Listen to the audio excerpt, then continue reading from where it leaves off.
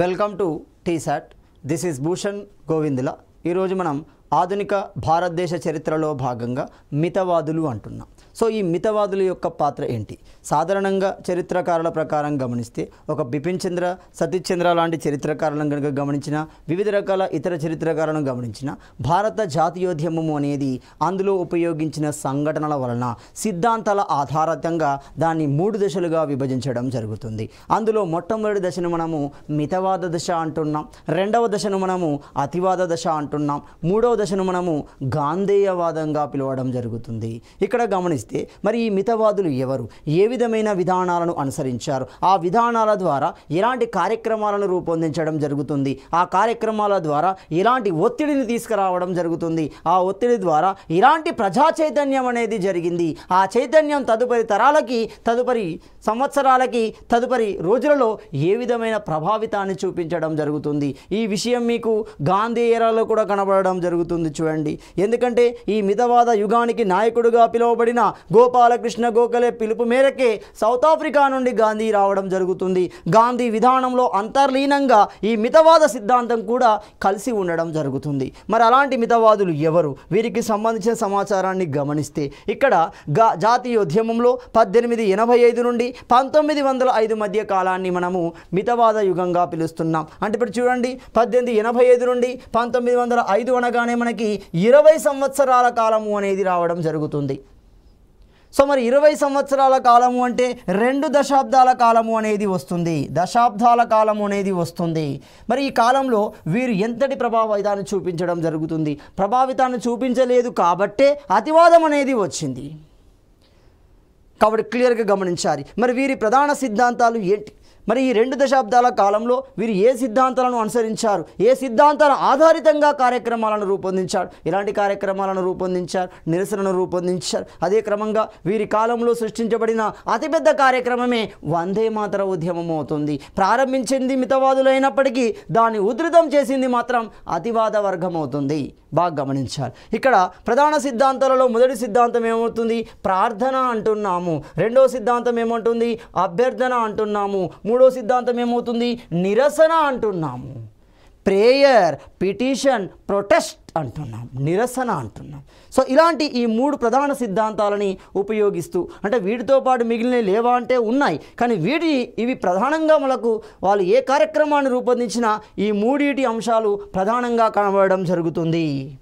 So మరి వీరి కాలంలో జరిగిన ప్రధాన సంఘటనలు ఏంటి? ఒకే ఒక సంఘటన మనకు ప్రధాన సంఘటనగా కనబడుతుంది. అదే బెంగాల్ ఉద్యమంగా పిలుస్తున్న బెంగాల్ విభజన వ్యతిరేకోద్యమము. ఇదే చరిత్రలో మనకేమవుతుంది? వందే మాతర ఉద్యమంగా పిలువబడడం జరుగుతుంది. కారణం ఏంటంటే ఈ ఉద్యమ కాలంలో ప్రజలు ఉపయోగించిన నినాదమే వందే మాతరం అవుతుంది. సో మరి ఎప్పుడది? 1905లో జరుగుతుంది. మరి ఇలాంటి మితవాద యుగానికి సంబంధించిన నాయకులు ఎవరు?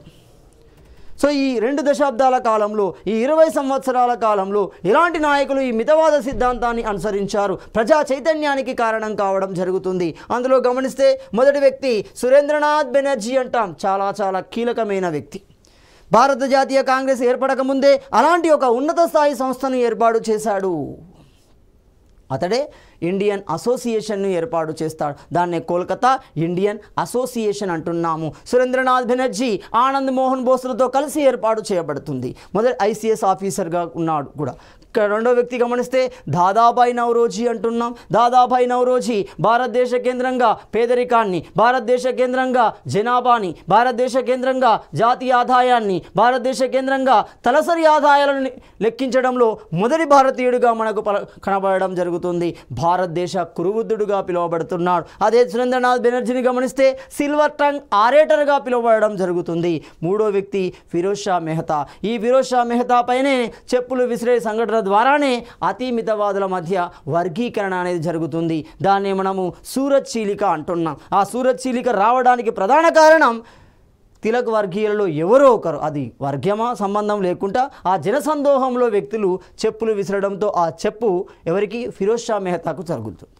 ఒక గొప్ప మితవాదుల్లో ఇతడు మొదటి స్థానంలో మనకు కనబడతాడు. అదేవిధంగా గోపాలకృష్ణ గోఖలే మొత్తం మితవాద యుగానికే నాయకుడుగా అంటే ఇతని ఆధ్వర్యంలోనే, ఇతని సమక్షంలోనే, ఇతని నేతృత్వంలోనే మితవాద సంఘటనలు, కార్యక్రమాలు అనేవి నిర్వహించబడడం జరుగుతుంది. సర్వెంట్ ఆఫ్ ఇండియా సొసైటీని ఏర్పాటు చేసింది గోపాలకృష్ణ గోఖలే అంటున్నాము, త్యాబ్జీ అంటున్నాం, బద్రుద్దీన్ త్యాబ్జీ, రనడే అంటున్నాం, ఎంజీ రనడే, మహా గోవింద రనడే. ఇలాంటి వ్యక్తులు మనకి ప్రముఖ మితవాదులుగా పిలువబడుతున్నారు. మరి ఇలాంటి మితవాదుల యొక్క లక్ష్యాలు ఏంటి? ఏ లక్ష్య సాధన కోసం వారు ఆ సిద్ధాంతాలను అనుసరించారు, కార్యక్రమాలను రూపొందించారు, మరి ఎంతవరకు సాధించారు, అసలు ఆ లక్ష్యం ఏంటిది అనేది గమనించాలి. సో ఆ లక్ష్యాలు కనుక గమనిస్తే, ఒకటి, భారత రాజ్య కార్యదర్శి పదవి రద్దు చేయాలి, సెక్రటరీ ఆఫ్ స్టేట్ అంటున్నాం. ఎప్పుడు వచ్చింది? 1857 తిరుగుబాటు ఫలితంగా బ్రిటిష్ ప్రభుత్వం నేరుగా భారతీయ పరిపాలనని తన ఆధీనంలోకి తీసుకోవడం జరుగుతుంది. ఇలాంటి క్రమంలో సృష్టించబడిన పదవే సెక్రటరీ ఆఫ్ స్టేట్, భారత రాజ్య కార్యదర్శి అంటున్నాం. సో ఆ పదవిని రద్దు చేయాలని పట్టుబట్టారు. రెండోది గమనిస్తే, ఆయుధ చట్టం, రిపేల్ ఆఫ్ ఆర్మ్ యాక్ట్ అంటున్నాం. ఆయుధ చట్టాన్ని కూడా రద్దు చేయాలి. మూడోది గమనిస్తే, జాతీయ విద్యా విధానం ఏర్పాటు చేయాలి. జాతీయ విద్యా విధానం ఏర్పాటు చేయడం ద్వారా జాతీయత అనేది అభివృద్ధి చెందడం జరుగుతుంది. జాతీయ భాషలకు ప్రాధాన్యత ఏర్పడడం జరుగుతుంది. అనేక మందికి విద్య పట్ల ఆకర్షణ అనేది పెరుగుతుంది. కాబట్టి జాతీయ విద్యా విధానాన్ని ఏర్పాటు చేయాలి. 4, సివిల్ సర్వీస్ వయోపరిమితి పెంచాలి. ఇప్పుడు లిట్ అని కానీ గమనించిన మనకు కనబడతాడు చూడండి, సివిల్స్ వయోపరిమితిని పెంచడం జరుగుతుంది. ఎందుకంటే బ్రిటిష్ వారు ఒక ఉద్దేశపూర్వకంగానే సివిల్ సర్వీస్ యొక్క వయోపరిమితి తగ్గించారు. ఎందుకంటే భారతీయుల యొక్క ఎంట్రన్స్ అందులో ఉండకూడదు, వారి యొక్క ఎంట్రన్స్ అనేది అందులో ఎక్కువగా ఉండకూడదు అని సివిల్స్ వయోపరిమితి తగ్గించారు. దాన్ని పెంచే ప్రయత్నం చేయడం జరుగుతుంది. దానికోసం పోరాడారు. నూతన పరిశ్రమలను స్థాపించాలి, న్యాయశాఖను వేరుపరచాలి, అదేవిధంగా వ్యవసాయ రంగాన్ని అభివృద్ధిపరచాలి. వ్యవసాయ రంగాన్ని అభివృద్ధిపరచాలి అంటే నీటిపారుదల సౌకర్యాన్ని, పరపతి సౌకర్యాన్ని అందించాలి. ఆ అందించే మార్గాలను విస్తరించాలి అని వాళ్ళు లక్ష్యాలుగా పెట్టుకోవడం జరుగుతుంది. మరి ఇలాంటి లక్ష్య సాధన కోసం వాళ్ళు ఉద్యమాలను నిర్వహించారు, కార్యక్రమాలను రూపొందించడం జరుగుతుంది. మరి ఆ కార్యక్రమాల వల్ల ఎంతటి వరకు విజయాలను సాధించారు, ఎంతటి విజయాలు వాళ్ళు సాధించడం జరిగింది అంటే 2 దశాబ్దాల కాలంలో. మొదటి విజయాన్ని గమనిస్తే 1892 భారత కౌన్సిల్ చట్టాన్ని రూపొందించబడడంలో వీరు క్రియాశీలక పాత్ర పోషించారు. అంటే వీరు తెచ్చిన ఒత్తిడి ద్వారానే ఆనాటి ప్రభుత్వం 1892 భారత కౌన్సిల్ చట్టాన్ని తీసుకురావడం జరిగింది. మరి దీని ద్వారా భారతీయులకు వచ్చిన ప్రయోజనం ఏంటి? ఎలాంటి ప్రయోజనం జరిగింది గమనిస్తే, ఈ చట్టం ప్రకారం బడ్జెట్పై చర్చించే హక్కు అనేది ఏర్పడింది, ప్రశ్నలు అడిగే హక్కు అనేది ఏర్పడింది. తద్వారా భారతీయులకు కూడా బడ్జెట్ రూపకల్పనలో ఒక రకంగా అవకాశం దొరికినట్టే, ప్రశ్నించే అవకాశం మరియు చర్చించే అవకాశం దొరికినట్టే. అదేవిధంగా రెండో విజయాన్ని గమనిస్తే 1895లో భారతదేశంపై ఖర్చుపై వెల్సీ కమిషన్ అనేది ఏర్పడింది. ఎంత ఖర్చు పెట్టారు, సో భారతదేశం నుండి ఎంత వెళ్తుంది, భారతదేశానికి ఎంత ఖర్చు పట్టింది, ఇలాంటి విషయాల మీద వెల్సీ కమిషన్ అనేది ఏర్పాటు చేయడం జరుగుతుంది. 3, 1886లో పబ్లిక్ సర్వీస్ కమిషన్ ఏర్పాటు చేయబడుతుంది.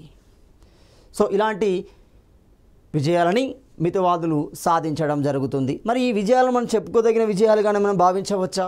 కాదు. కాబట్టే అతివాద యుగం అనేది వెలుగులోకి వచ్చింది. బెనారస్ సమావేశ కేంద్రంగా గోపాలకృష్ణ గోఖలే అధ్యక్షతన జరిగిన సమావేశంలో బాల గంగాధర్ తిలక్ ఇచ్చిన నినాదమే క్రమంగా అతివాదం ఉధృతానికి దారితీస్తుంది. సో మరి ఇలాంటి మితవాద యుగానికి నాయకుడు ఎవరు? గోపాలకృష్ణ గోఖలే. సో ఈ గోపాలకృష్ణ గోఖలే యొక్క విషయాలు ఏంటి గమనిస్తే, ఇతడు సర్వెంట్ ఆఫ్ ఇండియా సొసైటీని ఏర్పాటు చేశాడు.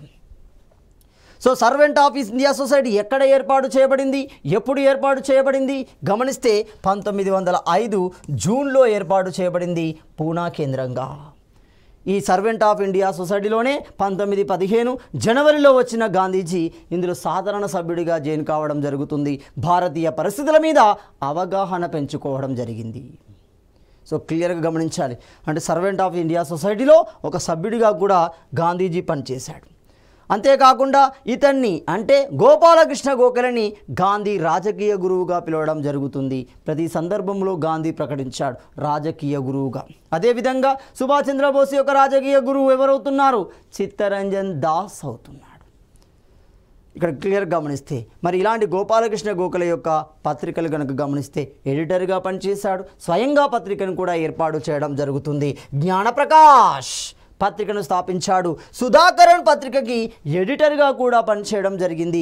గోపాలకృష్ణ గోఖలే అనేక వ్యాసాలు రాశారు. ప్రార్థన, అభ్యర్థన, నిరసన అంశాలను లోతుగా వివరిస్తూ ప్రజానికానికి తెలియజెప్పే ప్రయత్నం చేశాడు తనదైన పత్రికలలోని వ్యాసాల ద్వారా. అంతేకాకుండా రెండో మితవాద వర్గంలో రెండో వ్యక్తిని గమనిస్తే దాదాభాయ్ నౌరోజీ అంటున్నాం. సో ఈ దాదాభాయ్ నౌరోజీ ఎవరు? భారతదేశానికి కురువృద్ధుడుగా పిలువబడడం జరుగుతుంది. Grand old men of India అంటున్నాం. అంటే అర్థం ఏంటి? Grand old men of India అంటే ఆనాటి భారతీయ సమాజంలోని అన్ని అంశాల మీద అవగాహన ఉన్న వ్యక్తి అన్నాం. అంతో కొంత పూర్తి సమాచారం కలిగిన వ్యక్తి ఇతడే. మరి ఈ grand old men of India ఏ రంగం? ఒక పత్రికా రంగాన్ని గమనించండి, ఒక పారిశ్రామిక రంగాన్ని గమనించండి, ఒక రాజకీయ రంగాన్ని గమనించండి, ఒక సామాజిక రంగాన్ని గమనించండి, ఒక మతపరమైన, ఇలా అన్ని రంగాలలో తనదైన ముద్ర వేయడం జరుగుతుంది. అంతేకాకుండా భారతదేశం తరపున బ్రిటన్ కేంద్రంగా మొట్టమొదటి పరిశ్రమను ఏర్పాటు చేసింది మన Dadabhai Naoroji. Comma and co అంటాం. సో ఈ కామా అండ్ కో అనేది లండన్ కేంద్రంగా భారతీయుడు ఏర్పాటు చేసిన మొదటి పరిశ్రమగా మనకు చరిత్రలో కనబడడం జరుగుతుంది. అంతేకాకుండా భారతదేశం నుండి లండన్ పార్లమెంటుకి ఎన్నికైన మొదటి భారతీయుడుగా దాదాభాయ్ నౌరోజీగా పిలువబడుతున్నాడు. సో మరి ఇలా రాజకీయంగా కూడా ఉన్నాడు. అంతేకాకుండా ఒక రచయితగా కూడా కనబడతాడు దాదాభాయ్ నౌరోజీ. మరి ఇలాంటి పుస్తకాన్ని రాశాడు. ఆ పుస్తకం యొక్క ప్రధాన ఉద్దేశం ఏంటి? Poverty and an British rule in India అంటున్నాడు. సో ఇది చాలా చాలా ఇంపార్టెంట్. దీని ద్వారానే భారతదేశం నుండి భారతీయ సంపద లండన్కు తరలించబడుతుంది. ఈ విధానాన్ని కూలంకషంగా వివరిస్తూ అతడు రాశాడు. ఏం చేశాడు? సంపద తరలింపు సిద్ధాంతాన్ని, సంపద తరలింపు అంటున్నాం. దీన్ని మనము డ్రైన్ థియరీ అంటాం. డ్రైన్ థియరీ అంటే సంపద తరలించబడింది. మరి భారతీయ సంపద లండన్కు ఏ విధంగా తరలించబడింది? ఏ పేరుతో తరలించబడింది? ఇది చాలా చాలా ఇంపార్టెంట్. ఆ పేరే మనము హోమ్ ఛార్జీలు అంటాం. హోమ్ ఛార్జీల రూపంలో ఈ సంపద అనేది మనకు ఎక్కడికి? భారతదేశం నుండి లండన్కు తరలించబడడం జరుగుతుంది. మరి ఇతని యొక్క పత్రికలు చూడండి. ఒక పత్రిక, ఒక జర్నలిస్టుగా, ఒక పత్రిక సంపాదకుడుగా, ఒక పత్రిక ఎస్టాబ్లిషర్గా కూడా తన ప్రస్థానాన్ని కొనసాగిస్తున్నాడు. అందులో మొదటి గమనిస్తే వాయిస్ ఆఫ్ ఇండియా అంటున్నాడు. రైట్, వాయిస్ ఆఫ్ ఇండియాను ఏర్పాటు చేశాడు. రస్ గఫ్తార్ పత్రికను కూడా ఏర్పాటు చేయడం జరుగుతుంది. ఈ రెండు పత్రికలు ఎవరికి? దాదాభాయ్ నౌరోజీ అవుతున్నాయి. అదే క్రమంలో సురేంద్రనాథ్ బెనర్జీ అంటున్నాం. సో సురేంద్రనాథ్ బెనర్జీని కనుక గమనిస్తే ఇతని యొక్క ప్రముఖ పత్రికలు సంజీవని పత్రిక అవుతుంది, బెంగాలీ పత్రిక అవుతుంది. ఇలాంటి పత్రికలను ఏర్పాటు చేశారు. ఈ పత్రికలు మనకు వందే మాతర ఉద్యమ సందర్భంలో కనబడతాయి. అంతేకాకుండా వందే మాతర ఉద్యమ ప్రారంభంలో కోల్కతా సమావేశంలో, కోల్కతా టౌన్ హాల్లో జరిగిన సమావేశంలో ప్రముఖంగా తన ఉపన్యాసాన్ని ఇచ్చిన వ్యక్తి సురేంద్రనాథ్ బెనర్జీ అవుతున్నాడు. అంతేకాకుండా ఇతన్ని మనము సిల్వర్ టంగ్ ఆరేటర్ అంటున్నాం. Silver tongue orator. రెండో బిరుదును గమనిస్తే రాష్ట్ర గురువు అంటున్నాం. ఇలాంటి రెండు బిరుదులు ఎవరికి ఉంటున్నాయి? సురేంద్రనాథ్ బెనర్జీకి ఉండడం జరుగుతుంది. గుర్రపు స్వారీలో పాల్గొనకుండా అందులో ఫెయిల్ అవ్వడం ద్వారా ఉద్యోగాన్ని కోల్పోయాడు. అదే క్రమంలో భారతదేశంలో ఐసీఎస్ పరీక్ష రాసి అత్యధిక మార్కులు పొందిన వ్యక్తుల్లో సురేంద్రనాథ్ బెనర్జీ ఒకడుగా ఉండడం జరుగుతుంది. ఇతడే రెండో సమావేశానికి హాజరవుతాడు. చూడండి, ఐఎన్సీ మొదటి సమావేశానికి హాజరు కాడు, రెండో సమావేశానికి హాజరు కావడం జరుగుతుంది సురేంద్రనాథ్ బెనర్జీ. అలాంటి క్రమంలో మరో వ్యక్తిని గమనిస్తే ఆనంద్ మోహన్ బోస్ అంటున్నాం. మరి ఆనంద్ మోహన్ బోస్ ఎవరు? మొదటి వ్రాంగ్లర్ అంటున్నాం.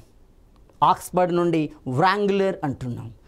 గణిత శాస్త్రంలో ఏమవుతుంది? గణిత శాస్త్రంలో మోర్ దెన్ ఫస్ట్ క్లాస్ అంటే సింపుల్గా ఫస్ట్ క్లాస్ మార్కులు పొందిన వ్యక్తులను మనము వ్రాంగ్లర్ అంటాం. మొట్టమొదటి వ్రాంగ్లర్ ఆనంద్ మోహన్ బోస్.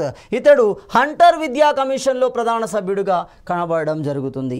అంతేకాకుండా ఒక సంస్థను కూడా ఏర్పాటు చేశాడు. ఆ సంస్థ పేరే Indian society in London. Indian సొసైటీని ఎక్కడ? లండన్ కేంద్రంగా ఏర్పాటు చేశాడు 1872లో. ఇతడే ఎవరి చేత? సురేంద్రనాథ్ బెనర్జీతో కలిసి కోల్కతా ఇండియన్ అసోసియేషన్ను ఏర్పాటు చేశారు. దాన్నే మనం చరిత్రలో ఇండియన్ అసోసియేషన్ అంటున్నాం. అది ఏర్పడడంలో ఈ ఇద్దరు క్రియాశీలకంగా వ్యవహరించడం జరుగుతుంది. మరి అలాంటి కోవలోనే ఇలాంటి మితవాద వర్గంలోనే మరో వ్యక్తిని గమనిస్తే బద్రుద్దీన్ త్యాబ్జీ అంటున్నాం. మరి ఎవరి బద్రుద్దీన్ త్యాబ్జీ? గమనిస్తాడు బొంబాయి హైకోర్టులో మొట్టమొదటి భారతీయ బారిస్టర్ అంటున్నాం. ఎవరి బారిస్టర్? బారిస్టర్ అంటే న్యాయవాద వృత్తిని చదివిన వ్యక్తులు అంటున్నాం. సింపుల్గా వకాలత్ అన్న, బారిస్టర్ అన్న, న్యాయవాద వృత్తిని చదివిన లాయర్ అన్న ఒకటే అవుతున్నాడు. అతడే హైకోర్టులో మొట్టమొదటి భారతీయ బారిస్టర్ అవుతున్నాడు. అంతేకాకుండా బొంబాయి నగరానికి మొదటి మేయర్గా పనిచేసిన వ్యక్తి బద్రుద్దీన్ త్యాబ్జీ అంటున్నాం. త్యాబ్జీ అంటున్నాం. Very very important. మీకు ఐఎన్సీ సమావేశాలలో కనబడతాడు.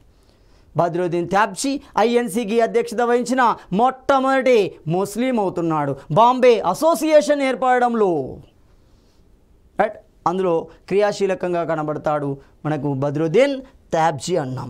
అదే క్రమంలో మనకి మితవాదుల కాలంలో జరిగిన ప్రధాన సంఘటన వందే మాతర ఉద్యమం. సో వందే మాతర ఉద్యమాన్ని మనము వివిధ రకాల పేర్లతో పిలవడం జరుగుతుంది. మరి ఎలాంటి పేర్లతో పిలుస్తున్నాం? ఒకటి బెంగాల్ విభజన వ్యతిరేకోద్యమంగా పిలుస్తున్నాం. ఎందుకు పిలిచాం?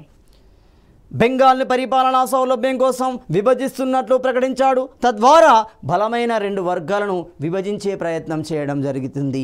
ఆనాటి బలమైన వర్గాలలో మొదటిది హిందువులు, రెండవ బలమైన వర్గం ముస్లింలు. ఈ ఇద్దరి మధ్య భేదాభిప్రాయాలు సృష్టించి దాన్ని తమకు అనుకూలంగా, తమ పరిపాలనకు అనుకూలంగా మార్చుకోవాలి అన్నదే వారి యొక్క సిద్ధాంతం. ఆ సిద్ధాంతాన్ని మనం ఏమంటున్నాం? విభజించు పాలించు అంటున్నాం. డివైడ్ అండ్ రూల్ అంటున్నాం. సో దానికి మొదటి పేరు బెంగాల్ విభజన వ్యతిరేకోద్యమం. అంటే సింపుల్. ఈ ఉద్యమం యొక్క ప్రధాన డిమాండ్, ప్రధాన లక్ష్యం ఏంటి? బెంగాల్ విభజనను రద్దు చేయాలి. రెండోది బహిష్కరణ ఉద్యమము అంటున్నాం. ఈ ఉద్యమంలో భాగంగా బ్రిటిష్ వస్తువులు మొదటిసారిగా బహిష్కరించబడ్డాయి. పికెటింగ్లు నిర్వహించబడ్డాయి. వీధుల్లో తగలబెట్టబడడం జరుగుతుంది.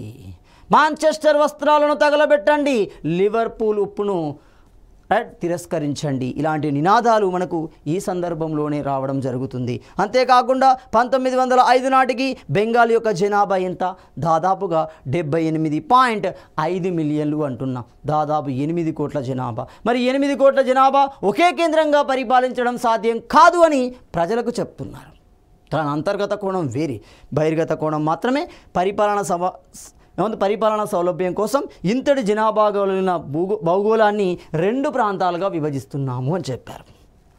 నెక్స్ట్ గమనిస్తే బ్రిటిష్ వారు పరిపాలనా సౌలభ్యం కోసం బెంగాల్ ప్రాంతాన్ని విభజిస్తున్నట్లు ఎప్పుడు నిర్ణయం తీసుకున్నారు? 1903లోనే నిర్ణయం తీసుకున్నారు. ఆ నిర్ణయాన్ని అమల్లోకి తీసుకొస్తున్నాడు గవర్నర్ జనరల్. ఎవరా గవర్నర్ జనరల్? లార్డ్ కర్జన్ అంటున్నాం. ఇప్పుడు క్లియర్గా గమనించండి. బెంగాల్ విభజన వ్యతిరేకోద్యమంలో గవర్నర్ జనరల్గా ఉన్న వ్యక్తి లార్డ్ కర్జన్. బెంగాల్ విభజన తీర్మానాన్ని ప్రకటించిన వ్యక్తి లార్డ్ కర్జన్. సో మరి ఈ తీర్మానం ప్రకారం ఏంటిది? ఈ ప్రకటన ప్రకారం ఏంటి? బెంగాల్ ప్రావిన్సీ అనేది 2 ప్రాంతాలుగా విభజించబడుతుంది. ఎలాంటి ప్రాంతాలుగా విభజించవచ్చు? ఒకటి వెస్ట్ బెంగాల్ ప్రాంతం, వెస్ట్ పశ్చిమ ప్రాంతము అంటున్నాం. తూర్పు రివర్స్ ఈస్ట్ బెంగాల్ ప్రాంతం అవుతుంది, తూర్పు బెంగాల్ ప్రాంతం అవుతుంది. అంటే ఇందులో ట్విస్ట్ కనుక గమనిస్తే భౌగోళికంగా బాగానే ఉంది, చెప్పడంలో బాగానే ఉంది. పరిపాలనా సౌలభ్యం అన్నారు దాదాపు 8 కోట్లు అంటే అంత ఈజీ కాదు, అది కరెక్టే. కానీ అంతర్గతంగా ఏముంది? మరి ఈస్ట్ అని వెస్ట్ బెంగాల్గానే విభజించాల్సిన కారణం ఏంటి అంటే, ఈస్ట్ ప్రాంతంలో, తూర్పు ప్రాంతంలో, బెంగాల్లోని తూర్పు ప్రాంతంలో ముస్లిం మెజారిటీ కనబడుతుంది, పశ్చిమ ప్రాంతంలో హిందూ మెజారిటీ కనబడుతుంది. వాళ్ళకి కావాల్సింది అదే. ఈ 2 వర్గాల మధ్య భవిష్యత్తులో ఉద్యమాలు, అంటే భవిష్యత్తులో వ్యతిరేక ఉద్యమాలు జరిగితే ఈ 2 వర్గాల మధ్య భేదాభిప్రాయాలు సృష్టించి మన పరిపాలనని సాఫీగా జరుపుకోవాలి. కాబట్టి ఒక కాడ మైనారిటీలు కావాలి, ఒక కాడ మెజారిటీలు కావాలి. అక్కడ మెజారిటీల దగ్గర ఇష్యూ అయితే మైనారిటీ దగ్గర మరో ఇష్యూ రేజ్ అవుతుంది, చూడండి, యాంటీ అవుతుంది అక్కడ. కాబట్టి ఉద్యమాన్ని వాళ్ళు కంట్రోల్ చేయగలుగుతారు, భారతదేశాన్ని తమ చెప్పు చేతుల్లో ఉంచుకోగలుగుతారు. కాబట్టి ఈస్ట్ బెంగాల్ అనేది ఏమవుతుంది? బంగ్లాదేశ్గా మారడం జరుగుతుంది. పశ్చిమ బెంగాలే ఉంటుంది. సో ఇది ఈ విభజన యొక్క సారాంశం అవుతుంది. మరి ఇలాంటి నివేదిక, ఇలాంటి తీర్మానం ఎప్పుడు ప్రకటించబడింది? దీనికి సంబంధించిన ఉత్తర్వులు మనకి 1905లో జూలై 20వ తేదీన ఉత్తర్వులు జారీ చేయబడ్డాయి, ఆర్డర్స్ జారీ చేయబడ్డాయి. ఈ ఆర్డర్స్ ప్రకారం బెంగాల్ అనేది 2 ప్రధాన ప్రాంతాలుగా విభజించబడుతుంది. దానికి ప్రధాన కారణం పరిపాలనా సౌలభ్యం మాత్రమే. నెక్స్ట్ ఇవి 1905 అక్టోబర్ 16 నుండి అమలు చేయబడడం జరుగుతుంది. ఇది చాలా సందర్భాల్లో అడిగిన ప్రశ్న, కానీ అడిగే విధానంలో మార్పు వస్తుంది. చూడండి, 1905 అక్టోబర్ 16 అనగానే బెంగాల్ విభజన తీర్మానం అమల్లోకి వచ్చిన రోజు. కాబట్టి ఈ రోజుని ఈ ఉద్యమ కాలంలో ప్రజలు వివిధ పేర్లతో నిర్వహించుకోవడం జరుగుతుంది. సో ఎప్పుడైతే అక్టోబర్ 16న అమలు చేయబడిందో అదే రోజున కోల్కతా టౌన్ హాల్ కేంద్రంగా సమావేశం, భారీ బహిరంగ సభ అనేది నిర్వహించబడింది. ప్రజలకు తెలియదు, నిరక్షరాస్యత ఎక్కువ, ప్రజానికానికి తెలియజేయాలి, ప్రజల్లో చైతన్యం నింపాలి, దాన్ని ఉద్యమంగా మలచాలి. కాబట్టి ఇప్పుడు ప్రజా చైతన్యం కోసం కోల్కతా టౌన్ హాల్ కేంద్రంగా సమావేశం నిర్వహించబడింది. ఆ సమావేశ కేంద్రంగా ఆ తీర్మానం యొక్క సారాంశాన్ని తెలియజేశారు. ప్రజలారా, ఇది ఏమవుతుంది, పరిపాలన సౌలభ్యం కోసం వచ్చిన ఉత్తర్వులు కాదు, మనలో మనకి కలహాలు సృష్టిస్తూ వారి పరిపాలన సాఫీగా కొనసాగించడం కోసం వచ్చిన తీర్మానం. కాబట్టి ప్రజలారా, ముక్త కంఠంతో దీన్ని మనం వ్యతిరేకించాలి అనడంతోనే ప్రజలు గంగా నదిలో స్నానం చేస్తున్నారు. అక్కడ గంగా నది ఉండదు, అంటే గంగా నది యొక్క ఉపనదులుగానే భావించవచ్చు. అంటే మొత్తంగా వాళ్ళు నదిలో స్నానం చేసి, సంబంధిత నదిలో స్నానం చేసి ఉద్యమాన్ని ప్రారంభిస్తున్నారు. ఇలాంటి క్రమంలో ప్రతి భారతీయుడు ఆంగ్లేయుడు కనబడగానే ఉపయోగించిన నినాదమే వందే మాతరం అవుతుంది. ఇది ఒక స్ఫూర్తి అవుతుంది. బంకిం చంద్ర చటర్జీ రాసిన గేయమే వందే మాతరం అవుతుంది. మరి ఈ వందే మాతరం రాయడంలో బంకిం చంద్ర చటర్జీని ప్రేరేపించిన సంఘటన కావాలి, క్లియర్గా గమనించండి. అంటే కోల్కతా టౌన్ హాల్ నుండి ఉద్యమం అనేది ప్రారంభించబడుతుంది. మరి అక్టోబర్ 16ను ఉద్యమ కాలంలో ప్రజలు ఏ పేరుతో నిర్వహించుకున్నారు? ఒకటోది గమనిస్తే జాతీయ సంతాప దినంగా నిర్వహించడం జరుగుతుంది. రెండవది రక్షాబంధన్ దినం అంటున్నాం, చాలా చాలా ఇంపార్టెంట్. ఈ విధానాన్ని ఈ సాంప్రదాయాన్ని ప్రకటించిన వ్యక్తి రవీంద్రనాథ్ ఠాగూర్. ఎందుకంటే ఈ రక్షాబంధన్ విధానం ద్వారా విడగొట్టబడుతున్నాం, అంటే విభజించు పాలించు విధానం ద్వారా విడగొట్టబడుతున్న వర్గాలు ఏంటి? హిందూ ముస్లింలు. వీరి మధ్య సఖ్యత ఏర్పాటు చేయాలి, సోదర భావాన్ని క్రియేట్ చేయాలి. ఇది మనకు మొఘల్ సుల్తాన్ల కాలంలో స్పష్టంగా కనబడుతుంది. మొఘళ్ళు రాజపుత్ర వర్గానికి సంబంధించిన అమ్మాయిలను వివాహం చేసే సందర్భంలో ఈ సాంప్రదాయం మరింత వెలుగులోకి రావడం జరుగుతుంది. ఒక సోదర సోదరి భావనని సమాజంలోకి తీసుకురావడం జరుగుతుంది. తద్వారా తమంతా ఒకే కుటుంబానికి చెందిన వారనే భావన ప్రజానికంలోకి తీసుకెళ్లడమే రక్షాబంధన్ దినం. ఈ దినాన్ని ప్రకటించింది, ఈరోజు ఈ ప్రస్తావనను ప్రకటించింది రవీంద్రనాథ్ ఠాగూర్. సో అంతేకాకుండా రవీంద్రనాథ్ ఠాగూర్ ఈ సందర్భంలోనే అమర్ సోనా బంగ్లాను రాశాడు. అదే నేడు బంగ్లాదేశ్ యొక్క జాతీయ గీతంగా పిలువబడుతుంది. సో క్లియర్గా గమనించండి, ఈ ఉద్యమ సందర్భంలో జాతీయవాదులు ముఖ్యంగా బంకిం చంద్ర చటర్జీ.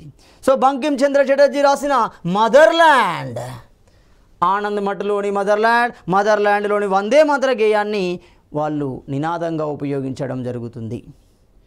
సో అందుకే చరిత్రకారుల చేత ఇది వందే మాతర ఉద్యమంగా పిలువబడింది. వందే మాతరం అనే పేరు పెట్టిన వ్యక్తి కూడా సపరేట్ ఉంటాడు, బాగా గమనించండి.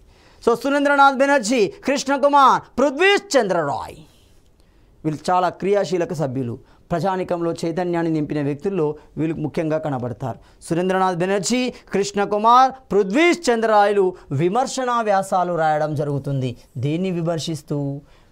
బెంగాల్ విభజన తీర్మానాన్ని విమర్శిస్తూ విమర్శనా వ్యాసాలు రాయడం జరిగింది. ప్రజానికాన్ని చైతన్యపరిచారు. అంతేకాకుండా మరి వీరు రాసిన వ్యాసాలను ప్రకటించిన పత్రికలను కనుక గమనిస్తే అందులో మొదటి పత్రిక బెంగాలీ పత్రిక అవుతుంది, రెండో పత్రిక హితవాది పత్రిక అవుతుంది, మూడో పత్రిక సంజీవని పత్రిక అవుతుంది. ఇలాంటి 3 పత్రికలు మనకి వందే మాతర ఉద్యమ కాలంలో క్రియాశీలక పాత్ర పోషిస్తాయి. వ్యాసాలను ప్రకటించడం ద్వారా ప్రజా చైతన్యాన్ని నింపడం జరుగుతుంది. సో ఈ పత్రికలు అవి క్రియాశీలకంగా ఉన్నాయి. 1905 బెనారస్ కాంగ్రెస్ సమావేశం జరుగుతుంది.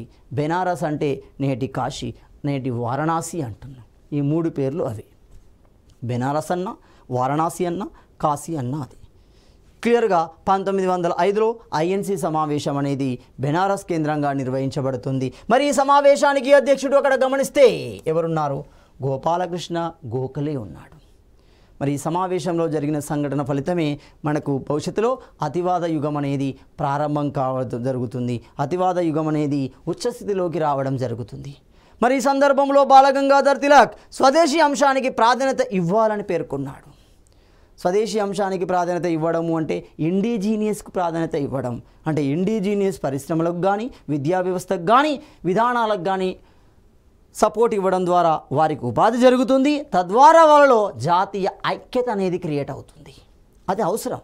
కాబట్టి స్వదేశీ అంశానికి ప్రాధాన్యత ఇవ్వాలని బాలగంగాధర్ తిలక్ చెప్పాడు. దీంతో స్వదేశీ తీర్మానం ఆనంద్ మోహన్ బోస్. ఇక్కడ కొన్ని పుస్తకాలలో ఆనంద్ మోహన్ బోస్ ప్లేస్లోకి ఇంకో వ్యక్తి వస్తాడు.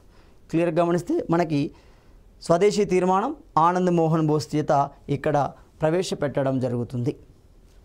రైట్.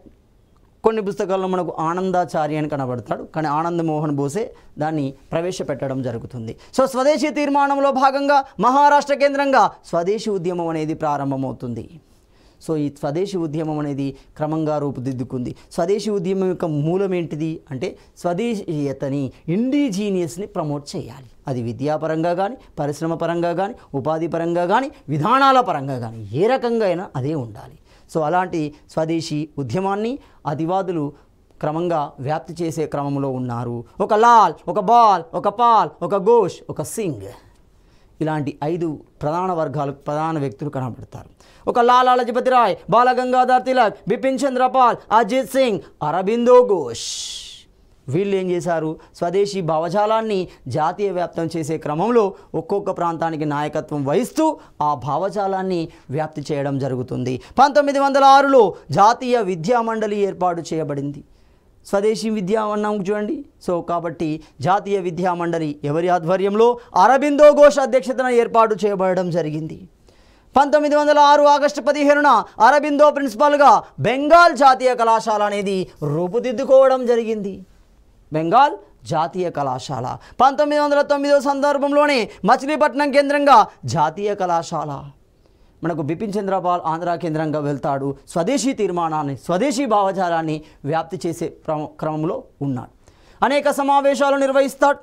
ఆ సమావేశాల్లో తన యొక్క ప్రసంగాలు పూర్తిగా హిందీలో ఉన్నాయి. హిందీ భావజాలాలు, హిందీ స్పీచ్లు అనేవి తెలుగు వారికి అర్థం కావు. కాబట్టి ఈ బిపిన్ చంద్ర యొక్క హిందీ ఉపన్యాసాలని తెలుగులోకి మార్చిందే చిలకమర్తి లక్ష్మీ నరసింహ అవుతాడు. ఆ సందర్భంలో ప్రజలను ఉత్తేజపరచడానికి తనదైన కొటేషన్లను ఉపయోగిస్తాడు. భరతఖండంబు చక్కని పాడియావు లాంటి పదాలను ఉపయోగిస్తూ ఆ ఉపన్యాసాలను మరింత రసవత్తరంగా మార్చడం జరుగుతుంది. ప్రజానికంలో మరింత చైతన్యాన్ని పెంపొందించే ప్రయత్నంలో ఉంటాడు. అలాంటి క్రమంలోనే రవీంద్రనాథ్ ఠాగూర్ స్వదేశీ స్టోర్ను ఏర్పాటు చేశాడు. స్వదేశీ ఉత్పత్తులు అమ్మే దుకాణాలను ఏర్పాటు చేశాడు. దానికి తనదైన ఆర్థిక మద్దతుని ఇవ్వడం జరుగుతుంది రవీంద్రనాథ్ ఠాగూర్. ప్రఫుల్ల చంద్ర రే. ఎవరి ప్రఫుల్ల చంద్ర రే? పిసి రే అంటాం. ప్రఫుల్ల చంద్ర రే ప్రముఖ కెమిస్ట్రీ, రసాయన శాస్త్రవేత్త అవుతున్నాడు. ఇతడే బెంగాల్ కెమికల్ స్టోర్ను ఏర్పాటు చేయడం జరుగుతుంది. బెంగాల్ కెమికల్ ఫ్యాక్టరీ లేదా స్టోర్ ఎవరి చేత? పిసి రే చేత ఏర్పాటు చేయబడుతుంది. చిదంబరం పిల్లాయ్. చిదంబరం పిల్లాయ్ ఎక్కడ? మద్రాస్ కేంద్రంగా ఏర్పాటు చేస్తున్నాడు. ఏ సంస్థని? స్వదేశీ స్టీమ్ నావిగేషన్ కంపెనీని ఏర్పాటు చేస్తున్నాడు. స్వదేశీ స్టీమ్ నావిగేషన్ కంపెనీని మనకు చిదంబరం పిల్లాయ్ ఏర్పాటు చేశాడు. జంషెడ్ టాటా అంటున్నాం. సో జంషెడ్ టాటా ఏం చేశాడు? జార్ఖండ్ కేంద్రంగా, ప్రస్తుతం జార్ఖండ్, ఆ సందర్భంలో మనకు గమనించాలి. ఈ బీహార్ కేంద్రంగానే గమనించాలి, అప్పుడు జార్ఖండ్ లేదు. సో జార్ఖండ్ ప్రాంతమే అనుకోండి. ఈ జార్ఖండ్ కేంద్రంగా టాటా ఇక్కు కర్మాగారం అనేది నిర్మించబడింది. ఏ సందర్భం? వందే మాతర ఉద్యమం. అంటే టాటాకి మనకు అప్పటి నుండే సంబంధం, జాతీయోద్యమంతోనే సంబంధాలు ఉన్నాయి చూడండి. సో అంతేకాకుండా రవీంద్రనాథ్ ఠాగూర్ అమర్ సోనా బంగ్లా అని రాశాడు. ఇదే ప్రస్తుతం బంగ్లాదేశ్ జాతీయ గీతంగా మారింది. అంతే క్రమంలో రక్షాబంధన్ దివస్ను కూడా ప్రకటించడం జరుగుతుంది. ఎవరు? రవీంద్రనాథ్ ఠాగూర్.